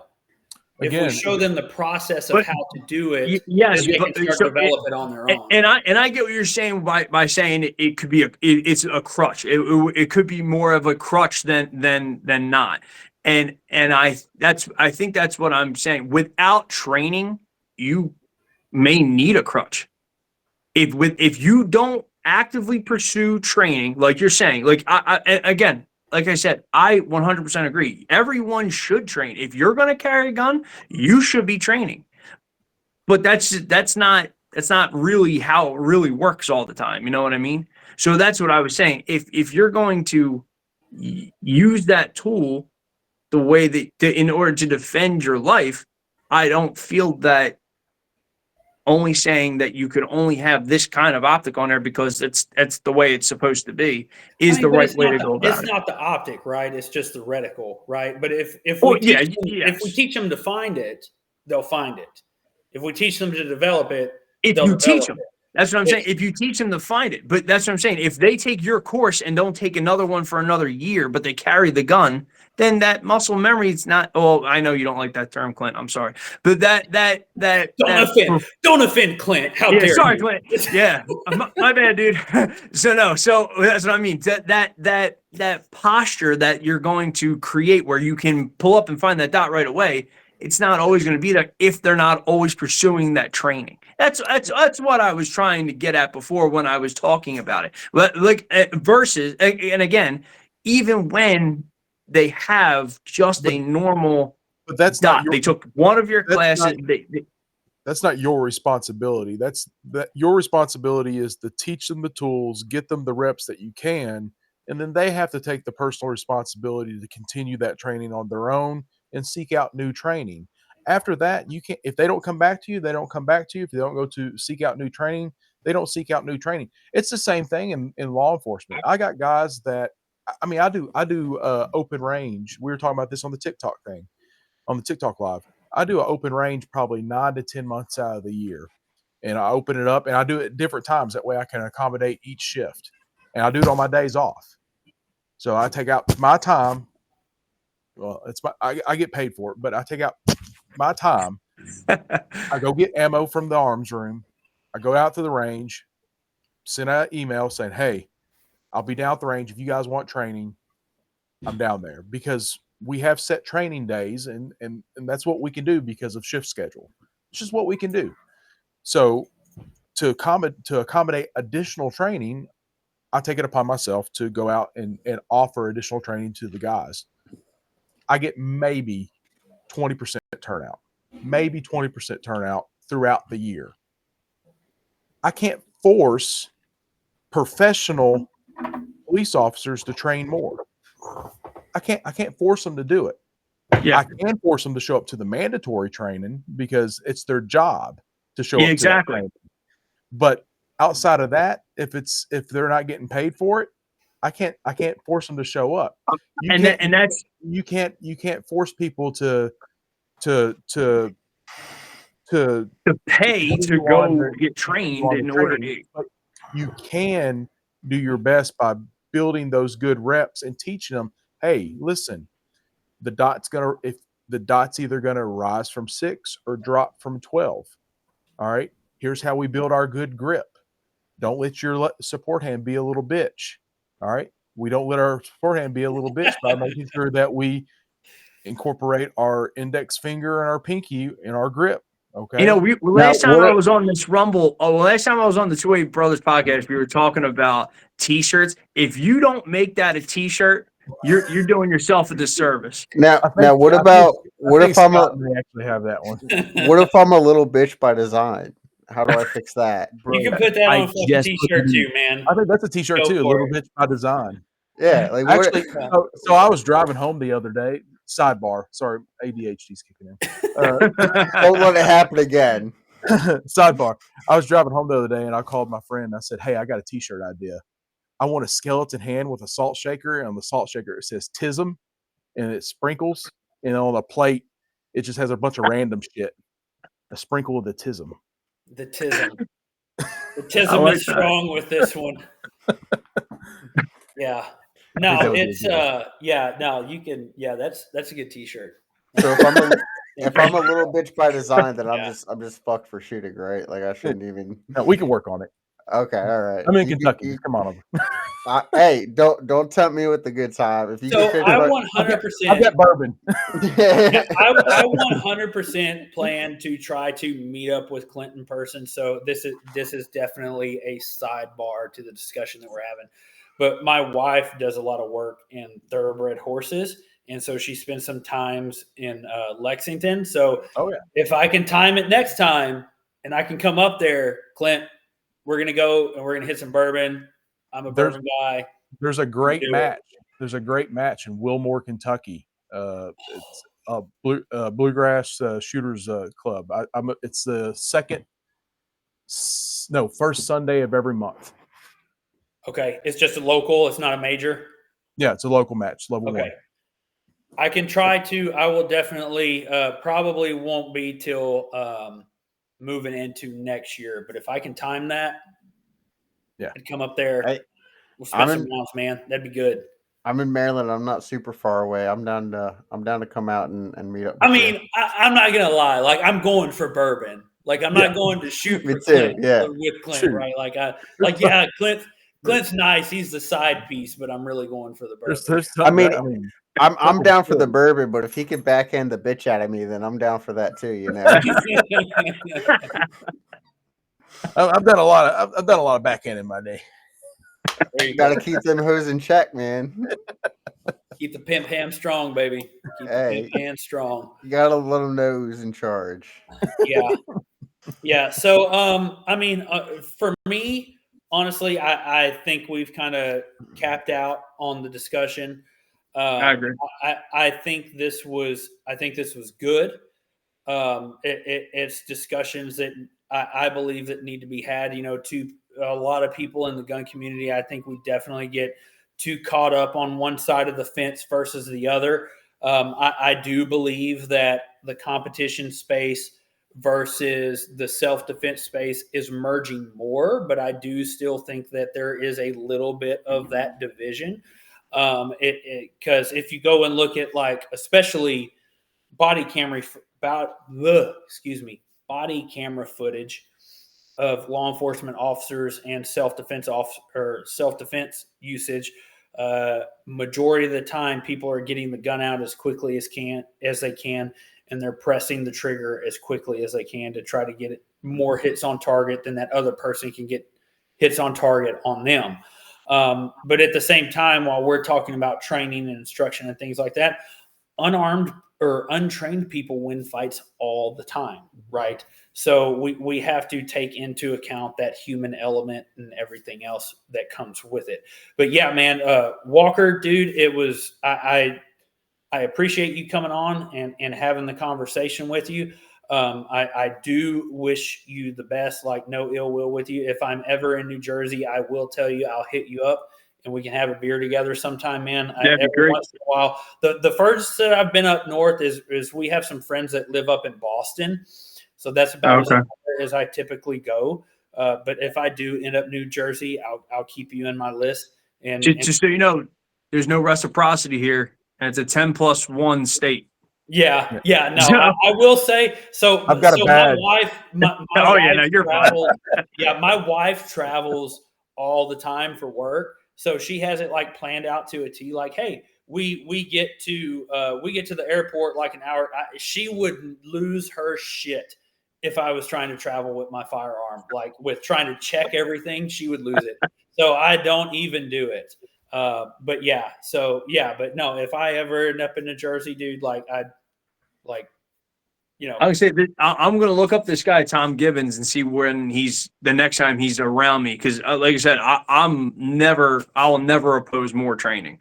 Yeah, more training. I don't know if he goes that far north. I know he goes into the Carolinas. Okay. you can definitely just look on rangemaster.com. He Okay. typically stays His out of the training- Northeast just because of gun laws. I don't blame him. Yeah. Honest to God, I don't blame him. And I, I mean, will, I got offered a job at SIG at one point. dude, to teach nice. as an instructor up there, but you have to relocate. They're Connecticut, right? Yeah, New Hampshire. New Hampshire. Yeah, and I was like, no. Yeah, the entire Northeast is just a shit show for gun laws. I was like, can I be remote? And they're like, no, you have to move. You got to be home base. I was like, Yeah. So, Yeah, it's funny because that's the guy that I talked about that I started my training journey with, and I still in contact with him, right? Like I had a lawyer call me for like expert witness work one time, like out of the blue, and I'm like, I've never done expert witness work, right? And he's like, hey, we have this situation and the client got no billed, but we're trying to do this in civil court and blah, blah, blah. And I'm like, I don't think I'm the right person for this. And I called and talked to him and he's like, yeah, I don't do any of that stuff with all the amount of training that I've done. But yeah, it's interesting. But yeah, he started the same way. Like he went through 6 Hour Academy, came down south, and he's like, because his family's down here. And his son that actually teaches with him is local law enforcement. So that's kind of cool. They have that nice dynamic. Yeah. And he was the same way. He's like, man, I've never heard of Tom Givens. Like, who the fuck is Tom Givens? And then he kind of found out, and he's like, Tom Givens has a great curriculum. I don't worship him the way that certain people do in the South, but he does have a very good curriculum. He has very, very good evidence-based stuff, and like it. And he's the one that told me, he's like, if you're going to continue this, like you need to go take Tom Givens' class. So yeah, and it's just Rangemaster. It's just rangemaster.com. And the other just to touch on the other reason why I go so in depth when I do my courses about the like what you can and can't do with your guns. As far as carrying goes, is so they have a lot of like safe places you're not allowed to carry, like sensitive areas you're not allowed to carry. But like I just had so in order to be an NRA instructor, you have to take the course with the NRA counselor. My counselor was just arrested for concealed carrying in his vehicle. I swear to God. Yeah. He was carrying in his own vehicle. He told him that he had a legal carry permit and a firearm, and he got arrested. And now he's suing the police department. So even the cops don't know really the laws yet. It's tough here. Yeah, and that's the thing I will say with like Tom Givens, he condenses the self-defense laws in a way that's pretty much how you can approach it from all 50 states. Like if you abide by this, that falls under, legal use of force. Because even and this is me getting into the weeds here. Sorry. Talking about stuff in Texas, right? The biggest thing the biggest question that I always have in Texas, because we have in the penal code, it says that you can use deadly force to protect property. So the first question I always get, and I swear to God, every other LTC instructor in Texas gets this too. So if I walk outside and somebody's breaking into my car, I can shoot them. And that's the first thing that they always get. And it's like, bro, no, use of force still applies. And the penal code kind of like the way they word it, it gives people the wrong impression. And when it comes to things like that, like ability, intent, imminent jeopardy and preclusion, all that stuff that has to be in place for justifiable use of deadly force. Tom Givens covers that stuff at like a condensed level. And it's like, hey, if you can process this, you can process legal use of force and you're good to go. So he does a good job of doing all that stuff. But in Texas, you have the right to defend property, right? Yes, we have the right to defend property, but still under the context of use of force, right? So I cannot escalate to a level of force higher than what I'm being met with. So Okay. if somebody's stealing my car and like say he breaks into my car and he's stealing my radio, I can't walk outside and shoot him because he's not a threat of serious bodily injury or harm, deadly force, right? If I walk outside and say, "Hey, crackhead, what are you doing in my car? Get out of my car!" and the dude turns around and he has a knife or a weapon, well, the context just changed, right? Yeah. So I can meet that force with force. Yeah, Kentucky's the same. It all comes down to the use of force. So like here, you're not even allowed to go outside and ask them what they're doing in your car. Yeah, that's crazy. Yeah, it's crazy here. And That's what I mean. It's like, and I get that. Like, it sucks from the law perspective. Yeah. But I would advocate, like, hey, if you have a Ring camera and you see people breaking into your car, like, dude, call the fucking cops. Let them deal with that problem. Like, it's not worth getting into it. Clint can probably attest to this. Like, it's not worth putting yourself in that situation because ultimately we're looking to avoid it. It like, why would I open my door and leave my safe space to go get involved with that situation when I can just let the fucking cops deal with it? But yeah, we have that stuff kind of like now where you talked about earlier, like if somebody started popping off rounds in the Walmart, that you have a duty to retreat. Whereas we have castle doctrine and stand your ground, where you don't have a duty to retreat. Now, and I agree with you 100%. Like, the duty retreat law stuff, that's bullshit, man. Yeah, like, Maryland actually also 100%. Because it's like, and there's some other podcasts that I've listened to that guys have talked about duty to retreat stuff. It's like literally you could get thrown in jail because you shot somebody because you're in your bedroom on the second floor and you had a window and you could have jumped out of that and broke your fucking ankles before you shot the guy. Like, it is just so fucking absurd. So the duty it's like that guy. I'm sorry. Go ahead. I was gonna say the duty to retreat, generally, from my understanding, is in a realistic basis. If you're on a second story and you have to jump off, a lot of times they're not expecting you to jump out of a window to do anything. It has to be a reasonable access point of getting out. But I agree with you. The duty to retreat bullshit is ridiculous. Yeah.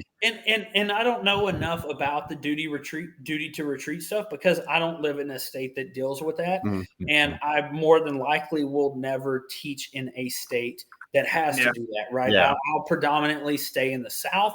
I'm looking at trying to teach some classes in Florida because I have family there, and I've had people talk to me like, "Hey, would you ever come to Florida?" So that's been something that's kind of on my mind for that. But yeah, I would. I don't have enough information about the duty to retreat stuff, but regardless of, it's just absolutely ridiculous. Well, that's like that guy Daniel Penny. The Marine who that choked out the dude on the subway? Yeah, like that's insane. They're hanging him out to dry in New York for saving people on a train. And well, I did just see though that I think it was they had like a manslaughter 2 or something that they just dismissed that. But now I think that there's other things they're going after him for. I'm like, it's crazy to me. Yeah. Clint, I know I think you're the only one on here that has to work tomorrow. So if you need to leave the conversation, no, please. it's fine. Yeah, I don't want you to. I've got a rookie. I've got a rookie with me, so I don't really have to do a whole lot of working. I just got to make sure he doesn't crash the car and just work. Isn't that always nice? So I have to ask, since we were talking about Kentucky and we're on here. So how far are you from Lexington? Lexington, about 2.5 hours. Okay, so it's a little bit of a drive. Yeah, but yeah. I drive up. I mean, so Wilmore, Kentucky is just south of Lexington. Okay. So like when I say just south of Lexington, it's like a stone throw. So I drive up there once a month to shoot. Cool, gotcha. Yeah. Okay. I got family in Lexington too. So I was just curious. Yeah. Yeah. I'm 40. Like where I'm at, I'm at the southern border of Kentucky. Okay. So I'm like 45, 50 minutes from Nashville. Gotcha. I will say to all of y'all, 2A Brotherhood guys, Walker, Clint, if y'all are ever in Texas, like Central Texas, like, dude, hit me up. We should get together, right? We can either absolutely. My wife and I can't stand this fucking state, so we started looking in Tennessee, anywhere that's red enough to be away from here. Yeah, Tennessee's nice. Yeah. I will tell you the only reason was I was born and raised in Texas. My wife teaches; she's a professor at Texas A&M. So if it wasn't for Texas A&M, we would probably be in Florida. So you do have an affiliation with Texas A&M. So here's the thing. Here's the thing, though. Here's the thing. She works for Texas A&M, but she's a Gator. She's a University of Florida Gator. Okay. So she's like, and here's the funny thing, right? So Texas A&M is renowned for being like cult-ish because most people, they graduate from Texas A&M and they come back to work for Texas A&M. So they never leave the fucking state. Like they never leave the town. Right. So that's like her biggest critique of Texas A&M. But yeah, no, she is a orange and blue Gator through and through. It's just like A&M is her job. So no, don't. Yeah, we are 100% not Aggies. But you are affiliated. Affiliated. That's right. Technically, I'm affiliated. I have a couple of certifications through Texas A&M. I actually have a certification through Texas A&M, so I am affiliated as well. Yeah, that's funny shit. Yeah, I've done a couple of work stuff. Yeah, I have some diving certs and from Texas A&M for when I was doing diver training. That's funny.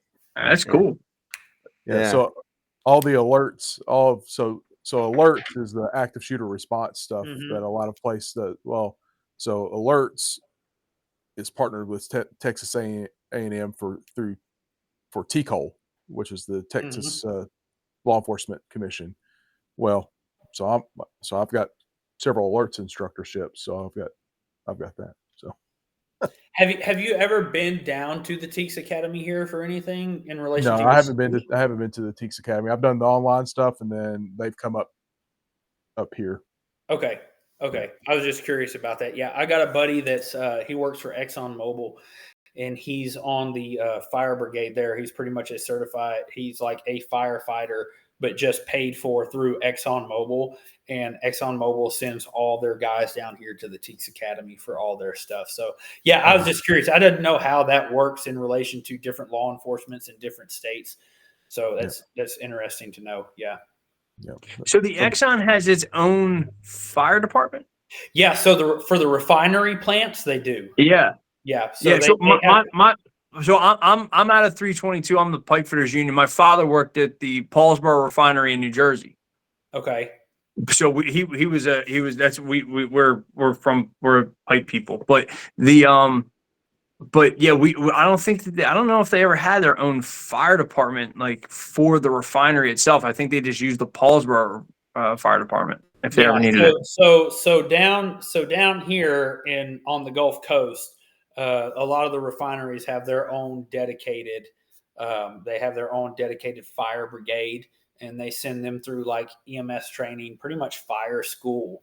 So they're on call for any incidents that they have on the plant. Now, does that mean that local emergency won't be dispatched? No, that still happens. Yeah. But they're the first responders for that. So he's actually like a tower rappel instructor.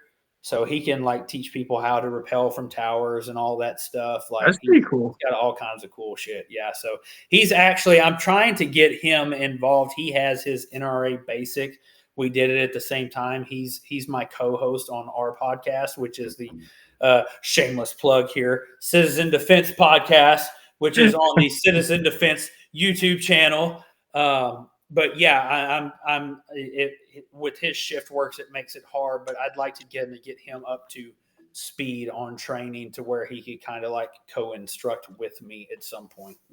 Hey, plug your channel on your own channel, okay? gotta plug it where I can, baby. Gotta plug it where I can. I'll just play, man. I'm just messing around. So, but yeah, no, man. I will say it is 12:03 here. I know it's late for y'all. 103, yeah. Yeah. I feel sorry for you. I hope y'all don't have to work tomorrow, Clint. I feel sorry for you, All right. buddy. One last question. All right, we started on optics. I'd like to end on optics. RMR or RCRs? RMR or RCR? Yeah. I'm. What are you going to be using it for? Just general purpose, like all around. You know, if you had to pick one for everything, I'm talking Civil War, end of world, fucking practical daily shooting, LARPing, whatever. Just one for every general purpose. I like them both. I would say for me, it's like I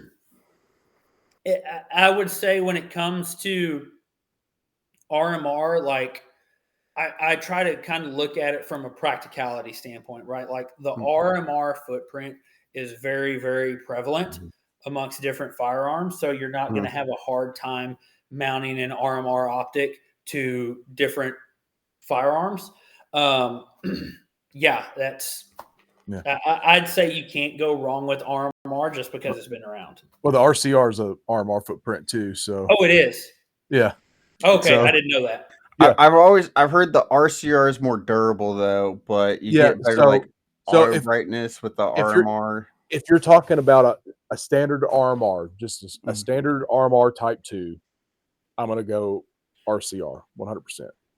Because is the RCR closed emitter or which is it? It's an enclosed emitter. Okay. Can we pause YouTube real quick? Josh, are we able to pause YouTube? There's more fun things about to show up on this Rumble feed. So, yeah, I like enclosed emitters. I think that they stay cleaner longer. Like I just, you can see them. I think his computer crashed, so I'm gonna check and see if he's back on to pause YouTube. So see. The RMR is just older technology. It's just it hasn't really advanced. Now, if you said RMR HD, it changes the game a little bit. But if it's just the standard RMR, I'm gonna say the RCR all day, every day. He left real quick. So as soon as we pop back up. It's YouTube's paused, but my computer just crashed a little bit. But YouTube is paused now, so we should be good. Right, so that's a RCR on a staccato C. So so that footprint here, it's cleared. So I'm just going to point it at myself here. So the window is bigger than an RMR, but it's not as big as the RMR HD. If you think the 509T, Paulson 509T looks like a lunchbox on a gun, this is like the extra large lunchbox on a gun. So it's pretty big. It's like it looks bigger. It's like between a 509T and an Acro size wise. The Acros are pretty big. Yeah. I like it. So if it has to be between the RMR and the RCR, I'm going to say RCR. But if it's the RCR and the RMR HD, I'm going to say the RMR HD because you get a lot more technology and the window size. The window size is bigger and you get a lot more technology with it and a lot more options. I heard their auto brightness is better too. The auto brightness is better on it, and your center. If you were to run a multiple reticle, which I don't advise you to, you can. This is where I haven't experimented with it. You can run it at a different brightness, so your center dot can be a different brightness than your. I think it's bigger than a 32 MOA. I want to say it's a 40 something MOA outer ring, but it can be at a different brightness. You can it can barely be visible, Mm-hmm. but then your center dot can be brighter. So I thought that was really cool. Yeah. Not that I'm not going to use that feature, but the fact that they can do that inside the reticle was really cool. Now, if you were to put that on a rifle, Yeah. because that is an option you can do with these optics, you can throw them on a rifle. Yeah. I think that's a really cool feature if you're to throw an RMR HD on a rifle for a 45-degree offset. So if you're running an LPVO, you throw an RMR HD on a 45-degree offset. Well, now you've got essentially an EOTech essentially. Yeah. Now, so all right. Yeah, I figured we started on optics and debating it, so I just wanted to get a little ending on debating on which one y'all thought it was better. yeah, So, I'm going to say the RCR overall when it comes to between just the standard RMR and RCR. yeah. Clint, I was going to ask just real quick, what are your thoughts on the LPVOs where you have like the 45-degree offset versus the mount on top of the scope? I would say mount on top of the scope. You don't have to change your cheek well any. Well, Okay. you don't have to change it as much. You're just looking over it. To be honest, I run an LPVO on my patrol rifle, and I run LPVOs on most of my personal ARs, other than one. So, like, I look at most weaponry as tools. So you're not going to drive a finishing nail with a sledgehammer, right? So you got to have the right tool for the job. So, I have a rifle that's built for CQT. I have a rifle that's built for DMR. I have a rifle that's built for whatever I'm going to do. And then I have a general purpose rifle. The majority of my stuff has LPVOs on it, minus my CQT rifle. What do you run on that? EOTech? EOTech, yeah. Yeah. But those other rifles, I don't even run a dot on them. I don't run anything offset or above it. If you're doing your proper fundamentals with it and you're running one magnification, you essentially have a one powered reticle. And if the particular reticle I run, I'm running the Primary Arms PLX Nova reticle, which is a daylight bright dot. So at 1x, the brightness on it is daylight bright. So I can it runs just like a red dot, essentially. Okay. So I find breaking my cheek well to peep over or can't would take more time than for me to shoot through parallax. Okay. I'm going to get a little bit of parallax at 1x, right? So what you have to do is you just have to learn how to shoot through parallax, and all that does is just takes a little bit of additional training through reps. And I teach that in my carbine classes. I teach, if you run an LPVO, I teach you how to shoot through parallax at those encounter distances at that 15, 10, 5, 7, 5, and in those structure distances. That's when you're really going to be shooting through parallaxes at those structured distances. Well, I think that's a good point to wrap it up for tonight. Thank y'all so much for being on. Hey, I appreciate it. Thank y'all for keeping having it me. cordial, and respectful. I know these debates can get kind of heated, so we appreciate it being respectful and keeping it cordial. Yeah, it was fun. Yeah. Love to have both Guys, you guys check back out- on sometimes, and Yeah, or all of absolutely. you. Yeah. Yeah, give me Yeah, for sure. guys, give me a follow on Instagram. Shoot me a message. I'd love to stay in touch with you guys. My Instagram's you just look up American Patriot Defense or at a.p.dky. Is it linked on your TikTok? Yeah, it'll be linked on my TikTok. Yeah, Because yeah, I think we all just started following each other. So I'll go Yeah. on and find you on Instagram. yeah. My bio, my TikTok has all that. Or if you follow me on Instagram, I've got a link tree that has all my social media, my stuff, all that stuff. So yeah, I really Cool. appreciate the conversation. Yeah. Can you plug your Instagram and your TikTok one more time, please? Yeah. So my Yeah. my Instagram is at a.p.dky, and Okay. since TikTok kind of just hates me, I don't really remember that one. So let me look it up. At Okay. No problem. apd.llc. That's right. Middle of January, you won't have to worry about it anymore. Yeah, it won't really matter. TikTok, they have me restricted. I don't pop up on anybody's For You page anymore. So It's basically how Instagram and And- YouTube are for us. Yeah. but I've got a YouTube channel too. Walker. But that's all my link tree. So awesome. Walker, thank you again for joining. If you want to plug your stuff again one more time. Sure. Feel free. Yeah, sure. Walkertactical.com for my website. If you have any questions, you want to ever email me, walkertacticalinstruction@gmail.com. TikTok, Instagram, Facebook. I'm on all of them.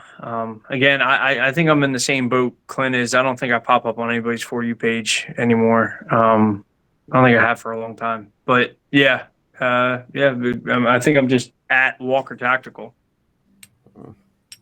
Well, stuff All like right, that. roger What that. we're hoping to change here. Hoping to get the 2A community bigger and get a little more freedom to where they're not suppressing our voices and everything, and allow us to be heard. And that's one of our main goals with social media now.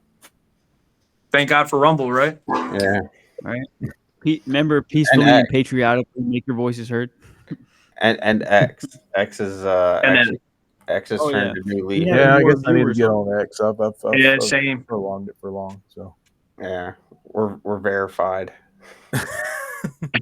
Yes, follow on X. It's 2A_brotherhood. Nice.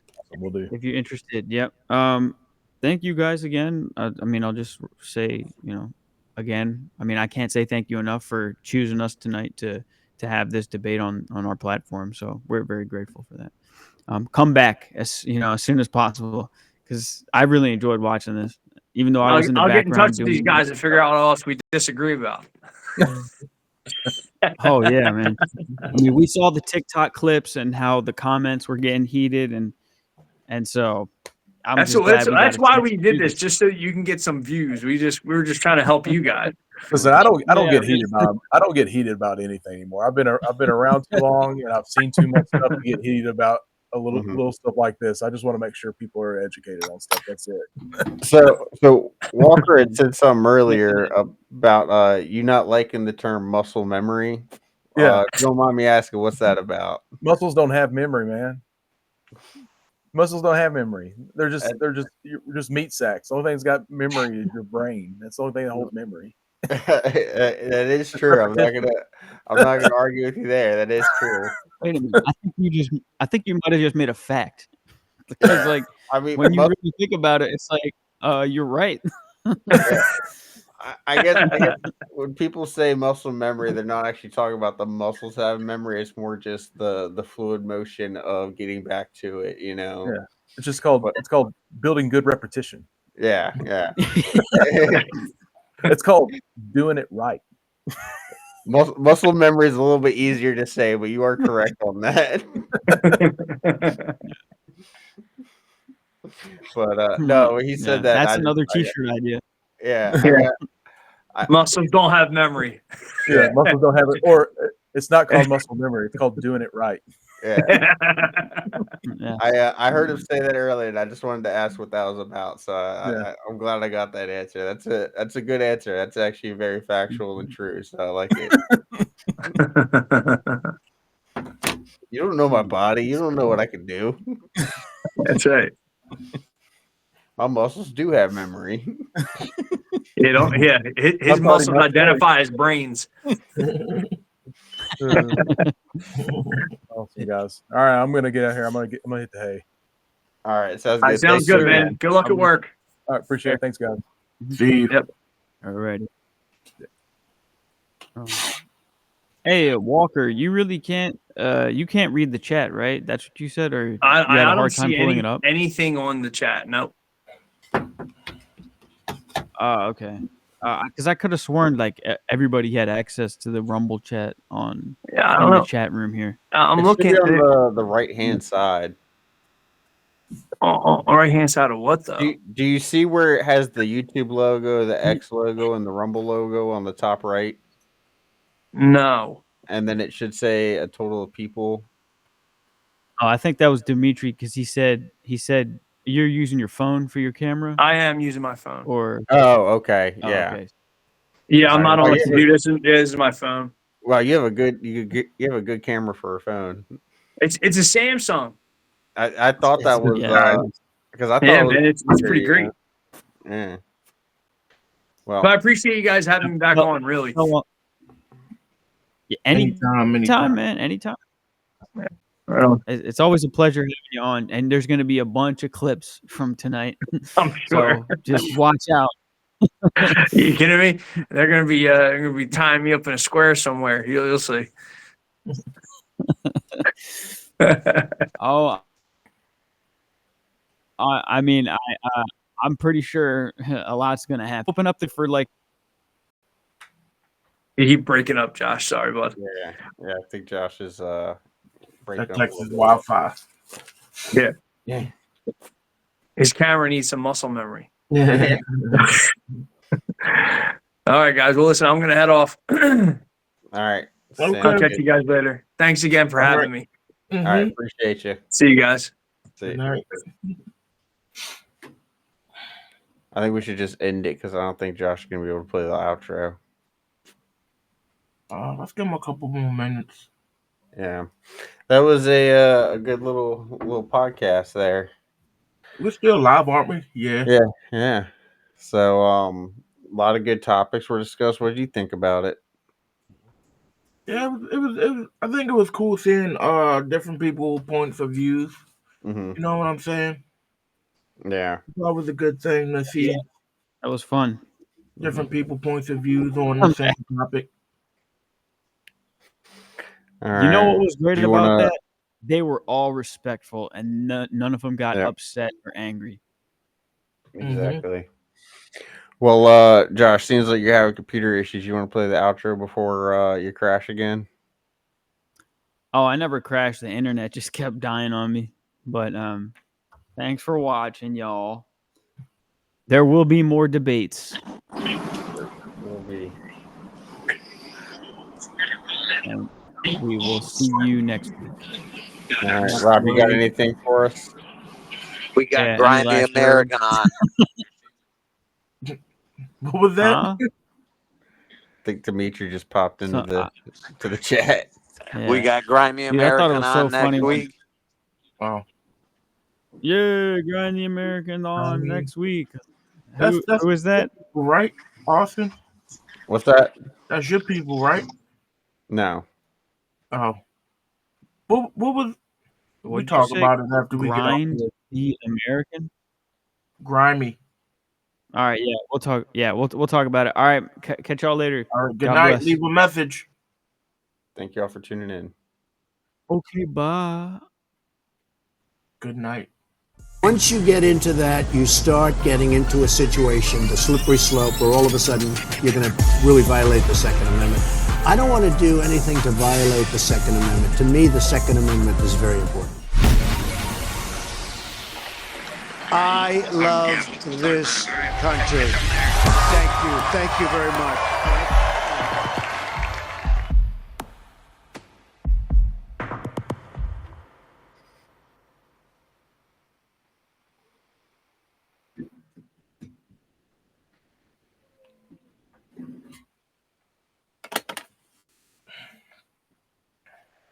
Are we still live? Yes. What about now? Don't you see the thing that says live in the? What about now? Yes, you're still gay.